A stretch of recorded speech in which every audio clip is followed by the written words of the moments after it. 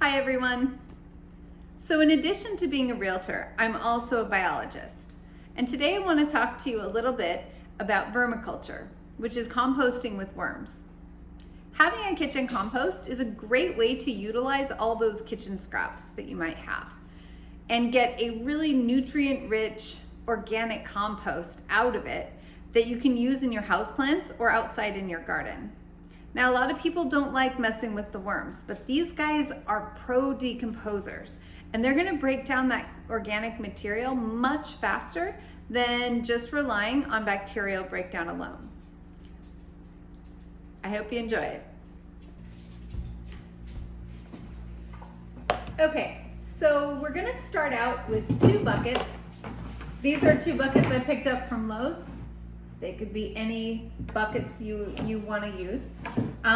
These were just the cheapest, so I bought those. And 1 lid. So with the first bucket, we're gonna set that one aside and we'll get to that bucket later. This bucket here, we're going to drill some air holes for the worms. And we're gonna focus the air holes above this rim because when we're done, this part of the bucket is not gonna be exposed. So we wanna keep the air holes up in this rim and in the lid itself, okay? So let's get started.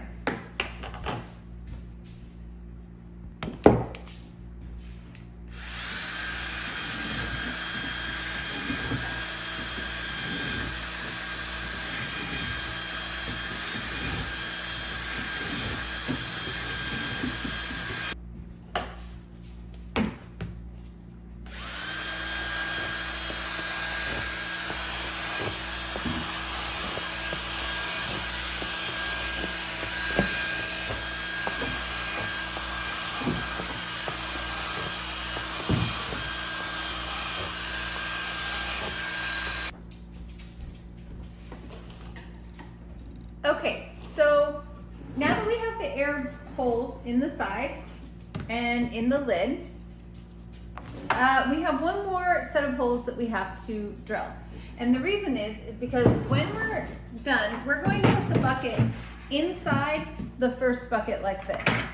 And the reason for that is that these 2 buckets together create a gap at the bottom about that big, right? So about this much of the bucket's sticking out.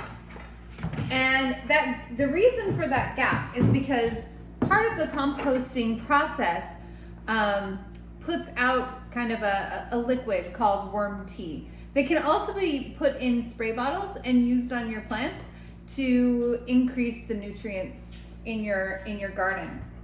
In order for our compost that is going to be in this bucket to not rot, we have to drain that worm tea and separate it from the rest of the compost. So we're gonna drill holes in the bucket that has the air holes that the worms are gonna go in. We're gonna drill some holes in the bottom of this bucket. So I'm just gonna do that really quick so that worm tea can drain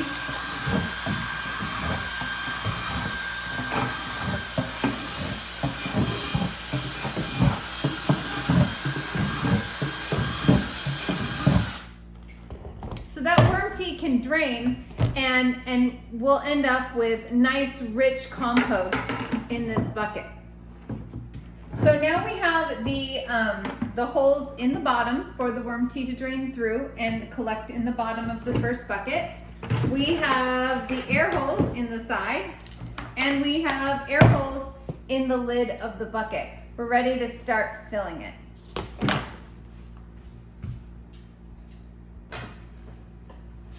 So ideally, I like to use old newspaper, recycled newspaper to start my vermiculture, but as I canceled all of my subscriptions and just read my news online, I don't actually have any newspaper. So what I do have is some packaging, some shredded cardboard that I got in an Amazon package, and then I'm gonna use a little bit of paper towel to get this started.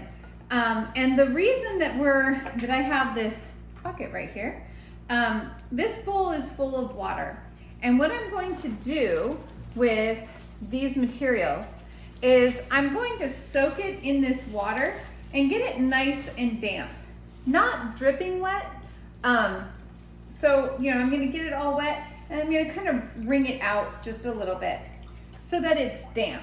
And the reason for this is that worms have what's called a hydrostatic skeleton. And that means that they don't have bones like we do. They use water pressure in their cells to produce movement. So in order for the worms to move around and break down the organic material that we're putting in the compost bin, their bodies have to have enough water to create movement. So I'm gonna get that nice and kind of wrung out so it's nice and damp. I'm gonna stick that in here. If I had newspaper, I would shred it up. So I'm just gonna shred a few paper towels. Try not to use too many here.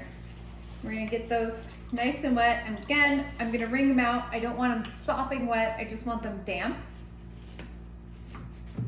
I'm gonna kind of fluff that up a little bit and stick those in here as well. You don't need a whole lot in here. I'm gonna move the camera here so you can see exactly how much I have. So here's the inside of the bucket. There's the bottom. There's not a ton, maybe like up to my fingers, but it's all fluffed up. It's gonna be really easy for the worms to kind of move around in. And they are going to break all of this material up as well. So in a few months, none of this will be here. It'll all be this nice, dark, rich composting material. All right, so now we're ready to put our worms in. The worms that we have I ordered from Uncle Jim's Worm Farm. You can order them online. They'll come in a FedEx box like this one. And I'm just gonna open this up here and take them out. Here, I'm gonna put this down. Oops. So that I can use both hands.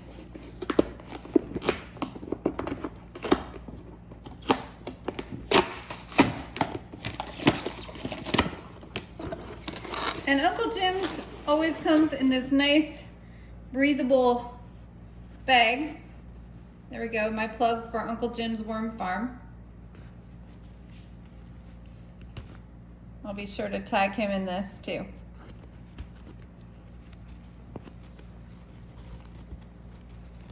The worms take a day or two to ship, and they're usually here in 24 hours. And I'm gonna fold this down, oops, get down there, so that you can see what we're looking at. They have different kinds. I got the regular composting worms. So there we can kind of see. There we go. So I ordered 250, and that's plenty to get your composting started. So let's go ahead and pour these guys in.